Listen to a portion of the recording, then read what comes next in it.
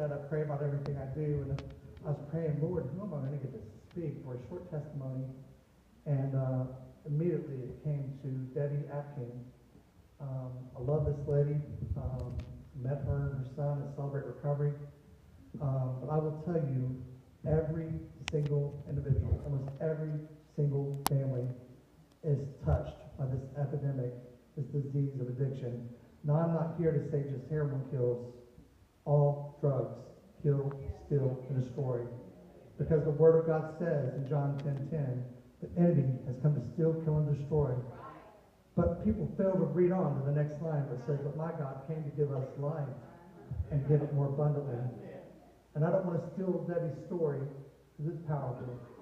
But I would like you to please welcome a dear friend of mine, Debbie Atkin.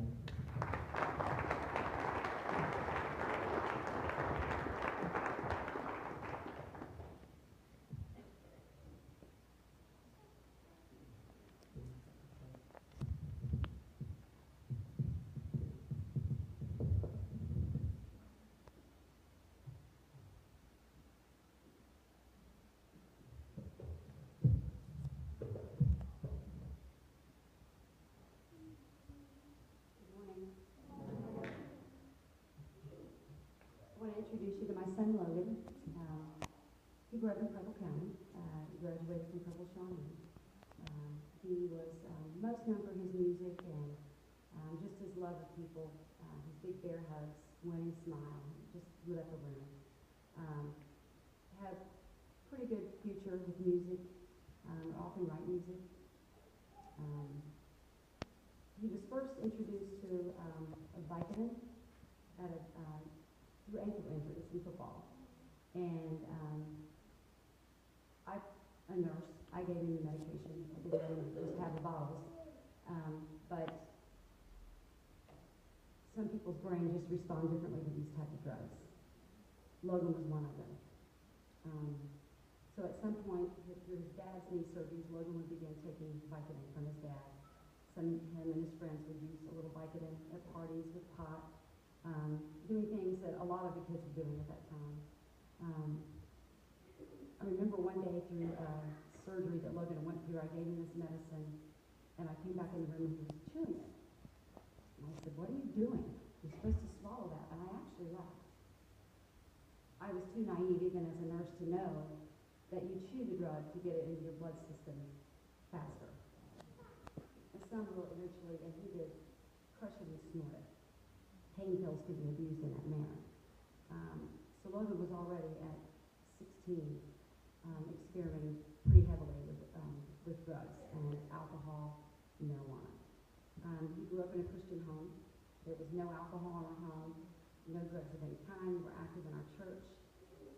He was in a youth band. So, we really didn't ever see this as being something that would touch our family. It wasn't until one night he would come in and wake me up and tell me that he had snorted cocaine and thought that he was dying.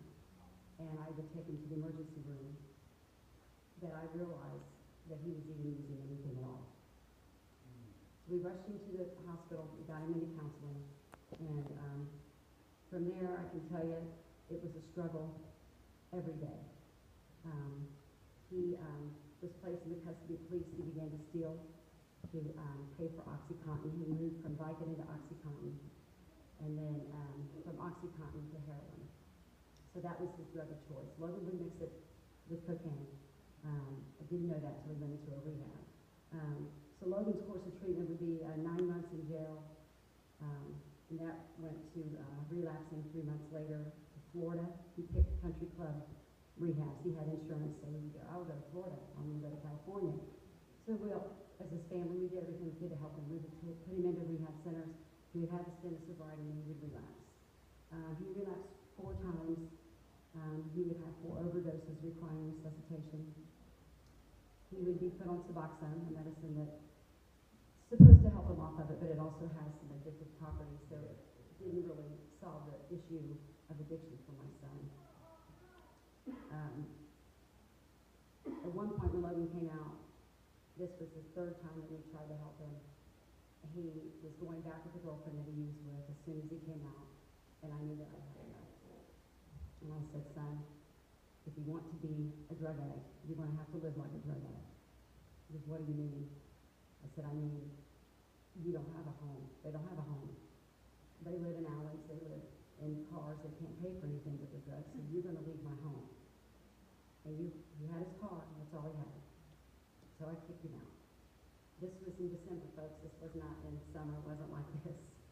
I kicked him out in the dead of winter, and through a lot of prayer, I stayed strong, and I would not let him in my home.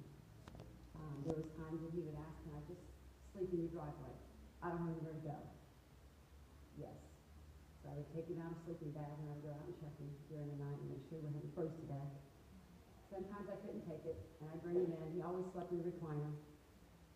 I would lay on the couch, and I would check him all night long because I knew he was on a substance. He was too difficult to wake up. So I would force myself to get up all night long. I'd stroke his head. I'd listen for his breathing. I'd lay back down. I'd get up. I'd check him. I would kick him out in the morning with some granola bars or something like that. He needed to hit rock bottom, and he did. And that's when he asked for help once more. And this was probably the best that Logan ever did. This time he went into a place called Teen Challenge, which is a faith-based program. And Logan had a Christian background, so this worked for him. Logan stayed faithful. And it's funny because some of the words he would write through his addiction, I'll share you some of the words of his music. It was one line in his song would say, tossing and turning and losing my will. No, I'm not yelling, it's just how I feel. I can't fight this addiction and I don't know why. It's so controlling, it's ruining my life. Now I'm falling forever while I soar, slipping away and I can't take anymore. So I pray, so I pray.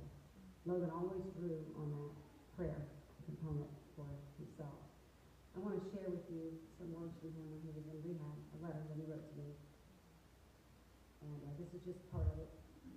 He said, Mom, God is so good. I wake up with joy every morning, and when I'm having a hard time, God hears me, and he helps me. I love Romans 5:8, that God demonstrates his own love for us in this, while we were yet sinners, Christ died for us. I have absolutely found a love greater than life itself, and I have all the faith and hope for my future. And I feel alive today, Mom. I have indescribable joy for what God brought me out of. Romans goes on and says that the wages of sin is death, but the gift of God is eternal life. And this next verse is a great one. I read this, and immediately I thought of you, and it made me cry. It's from Philippians 1:19-21. For I know that through your prayers and help given by the Holy Spirit, which has happened to me, will turn out for my deliverance. I eagerly expect and hope that I will in no way be ashamed, but will have sufficient courage so that now as always, Christ will be exalted in my body. And this part's important for me to understand. Whether by life or death, for me to live as Christ and to die as gain. My son died. He did relapse again, and at one point took heroin and overdosed and took his life. When the police arrived there, one of them was very compassionate and got us in a circle and held our hands. And one of them told me, this could take days. We have 2 of these every day. I'm his mother. And I'm hearing 2 of these every day. This is my son that's dead in that house, not allowed to see him, and he's telling me we have 2 of these every day. He was a statistic to him. He was a son to me. Amen. Amen.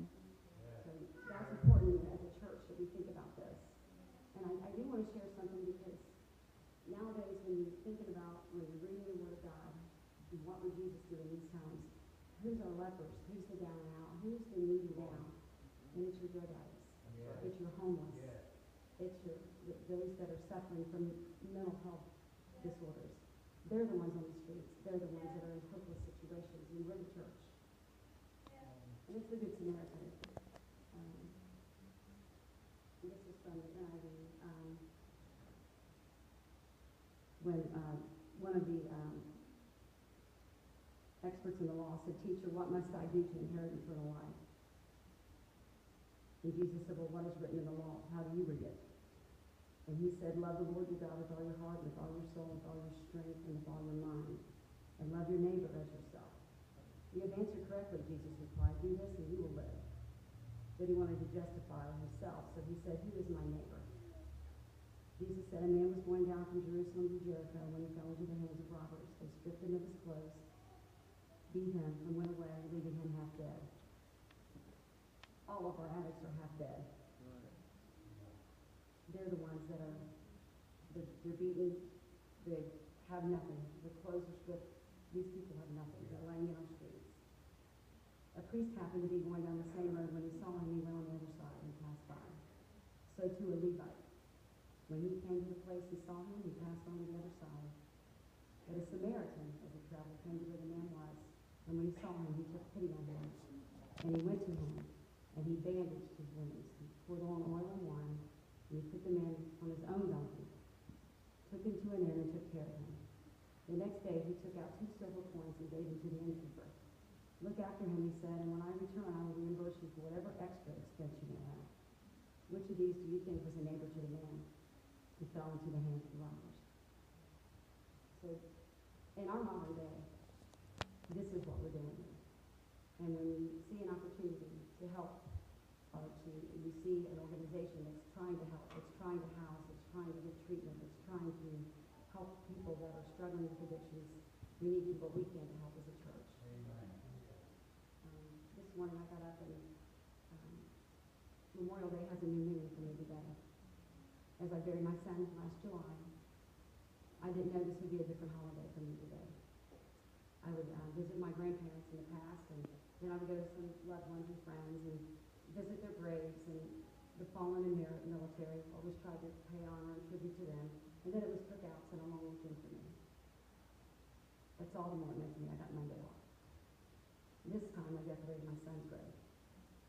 And I recalled the words of my pastor during his funeral. And he told me, these words came to me as I was speaking. I did not write them down. I did not study. I did not meditate on this. And this tells me that this came from God at that time. And I want you to know that this is words from God for you. And I said, okay. And he said that Logan was a soldier in God's army. He was still God's soldier when he strayed from the protection into enemy territory. He was vulnerable and he lost his life in enemy territory, and that was in drugs. When a soldier wanders and is killed by the enemy, he is nevertheless a soldier. I'm proud of my son. I'm proud of how hard he fought to win his own battle with drugs. And that all he ever wanted to do was to help others get off drugs and to be this himself. And I will continue to fight today for him. His testimony will help others understand addiction and better find solutions to help the afflicted. I want to be that good Samaritan. Thank you for your time.